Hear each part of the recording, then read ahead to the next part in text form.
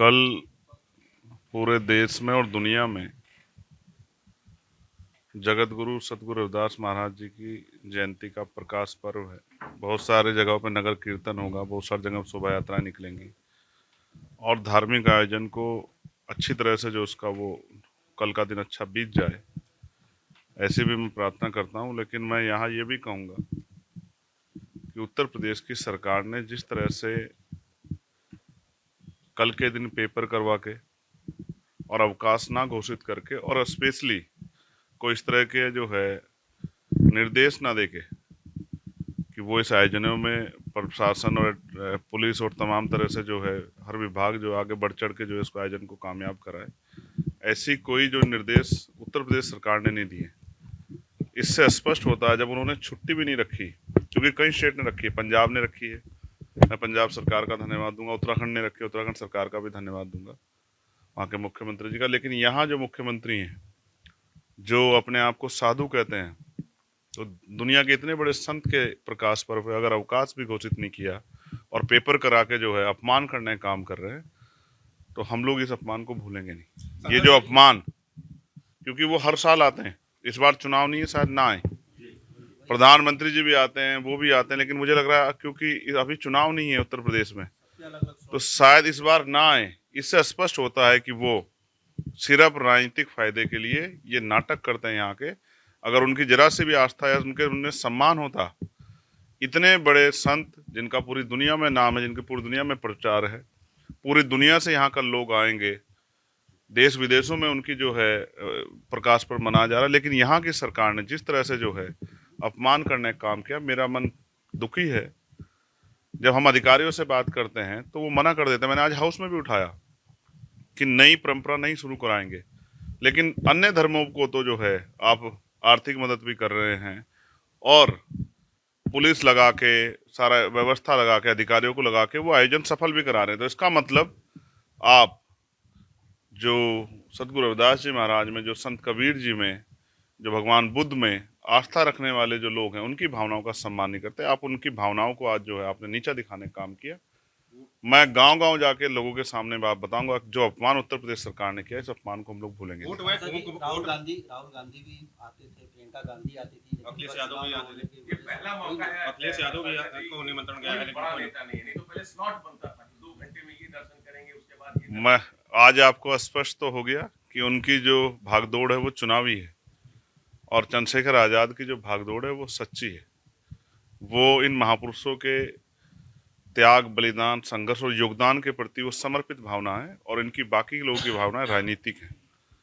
मैं किसी को बुरा नहीं कहता, लेकिन ये तो वो दर है, यहाँ जो भी आएगा उसको संतों गुरुओं महापुरुषों का आशीर्वाद मिलेगा। और मैं कोशिश करूंगा, इस बार हम लोग उस शक्ति में नहीं हैं, लेकिन जब अवसर हमारे हाथ में होंगे तो हम अवकाश भी रखेंगे और ऐसा प्रकाश पर्व मनाएंगे कि भारत को नहीं, पूरी दुनिया को याद हो। दिव्य कुंभ की बात होती थी, लेकिन अब जाम की बातें हो रही हैं।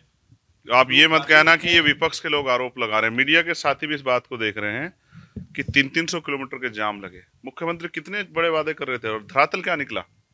आपने 100 करोड़ लोगों को बुलाने की बात की, आप 30 करोड़ लोगों की व्यवस्था नहीं कर पाए। और फिर उसमें कितनी अव्यवस्था है, ट्रेनों के शीशे टूट रहे हैं, बस जो है पार्किंग की जगह नहीं है, लोग जाम में परेशान हैं, बच्चे रो रहे हैं, खाने पीने के सामान नहीं है, वहाँ 1 रुपए का सामान कई रुपए में देके लोगों की जेब काटी जा रही है। और मुख्यमंत्री जी इसी की बात कर रहे थे कि ये डिजिटल कुंभ है। ये डिजिटल कुंभ नहीं, ये डिजिटल लूट है जो उत्तर प्रदेश की सरकार जो है गरीबों के साथ कर रही है। जिन्होंने वादा तो किया सबको इनविटेशन देके कि आ जाओ, और आज पुलिस बैरिकेडिंग लगा के रोक कर कह रही है कि वापस जाके अपने घर में और अपने ही कहीं नहा लो। ये जो आस्था का अपमान इवेंट बना के आपने किया है, इसका जो है समय आने पर जनता भी आपको सोच समझ इसको वापस दे, क्योंकि बहुत सारे ऐसे लोग हैं जिनको अभी तक अपने परिवार के लोगों का नहीं पता लगा कि वो कहाँ है। बहुत सारी गाड़ियां ऐसी देखी गई जो गाड़ियां उसी दिन से खड़ी है जिस दिन भगदड़ हुई थी, लेकिन मुख्यमंत्री चैन से सो रहे हैं और गरीबों का मजाक उड़ा रहे हैं। मैंने इतने निर्लज मुख्यमंत्री और सिर्फ एडवर्टाइजमेंट वाले मुख्यमंत्री नहीं देखे, जिनका काम है सिर्फ हर चीज का प्रचार करना और धरातल पे कुछ भी जनता को उसका फायदा होता नहीं। आंकड़ों को लेकर के आपका पॉइंट ऑफ व्यू क्या है, क्योंकि सरकार ने तीसरी आंकड़ा दिया है जिसमें से 6 लोग को अभी भी जो मृत्यु प्रमाण पत्र है वो नहीं मिला। क्या यहाँ TV9 वाले हैं? जी जी। आपने नहीं देखा? वो आप ही के साथी हैं, किस तरह उनको धक्के दे दे के भगाएगा जब वो अपनी बात करे थे।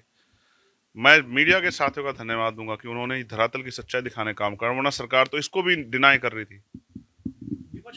क्या कहा सरकार ने कि भगदड़ हुई है, पुलिस के अधिकारियों ने क्या कहा? सिर्फ भगदड़ हुई है, छोटी सी भगदड़ है। और किस तरह लाशों के अंबार लगे हुए थे, किस तरह लोग रो रहे हैं, और उनसे कहा जा रहा है कि डेड बॉडी तब मिलेगी जब आप ये एक्सेप्ट करोगे, लिख कर दोगे कि ये भगदड़ में इसकी जान नहीं गई है।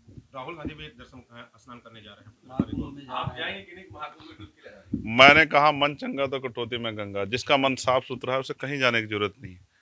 मैं आपको स्पष्ट कर दूं, जिस तरह की अव्यवस्था है और लोगों के मन में भय पैदा हो रहा है कि जो लोग चले गए वो सही सलामत वापस आ जाए, वरना अगर जान चली गई तो कोई बाबा खड़ा होकर कह देगा कि इनको मोक्ष मिल गया। राहुल गांधी जी भी जा रहे हैं। राहुल गांधी जी भी मैं जा रहे हैं। वो उनकी इच्छा है। देखो अपनी अपनी आस्था का विषय है, कोई किसी को ना रोक सकता ना बाध्य कर सकता। लेकिन हजारों लोग मरे हैं, हजारों लोग मरे हैं उस महाकुंभ में, तो इसमें आप क्या कहना चाहेंगे? वीआईपी कल्चर को किस तरीके से देखते हैं? कुंभ में वीआईपी कल्चर, वीआईपी कल्चर मुख्यमंत्री जी की देन है, ये उनका डिजिटल उपज है कि वीआईपी कल्चर होना चाहिए।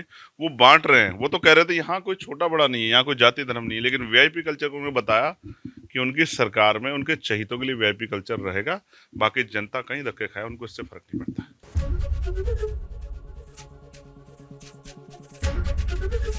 एबीपी गंगा, खबर आपकी, जुबान आपकी।